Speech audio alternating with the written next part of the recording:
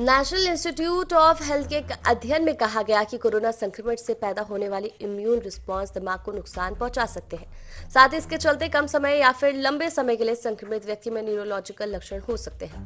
Brain में प्रकाशित एक रिसर्च में इसका खुलासा किया गया। National institute of neurological disorder and stroke के शोधकर्ताओं ने उन 9 लोगों की मस्तिष्क परिवर्तन की जांच की जिनकी वायरस के संपर्क में आने के बाद अचानक मृत्यु हो गई।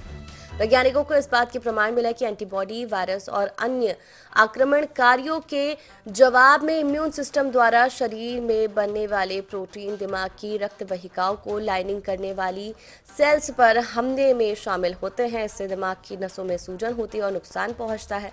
समूह के पहले के एक अध्ययन के अनुसार रोगियों के दिमाग में SARS-CoV-2 का पता नहीं चला था।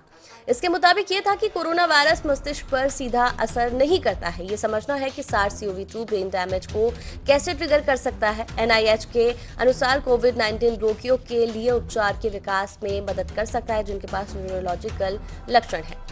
NINDS के नैदानिक निदेशक और रिसर्चर के वरिष्ठ लेखक अविंद्र नाथ ने कहा कि मरीजों को अक्सर कोरोना के साथ न्यूरोलॉजिकल समस्याएं भी शुरू हो जाती हैं। हमने पहले शवों के परीक्षण के दौरान रोगियों के दिमाग में ब्लड वेसल्स में नुकसान और सूजन को दिखाया था, लेकिन हमें नुकसान का कारण समझ में नहीं आया। मुझे लगता है इस पेपर में हमने महत्वपूर्ण जानकारी प्राप्त की। डॉक्टर नाथ और उनकी टीम ने पाया कि कोविड-19 के जवाब में उत्पादित एंटीबॉडी रक्त मस्तिष्क बाधा के लिए महत्वपूर्ण कोशिकाओं को गलती से लक्षित कर सकते हैं। दिमाग में रक्त वाहिकाओं में एंडोथेलियल कोशिकाओं को नुकसान होने से रक्त से प्रोटीन का रिसाव हो सकता है। ये कुछ कोविड-19 रोगियों में रक्तस्राव और थक्के का कारण बनता है और स्ट्रोक के जोखिम को बढ़ा सकता है।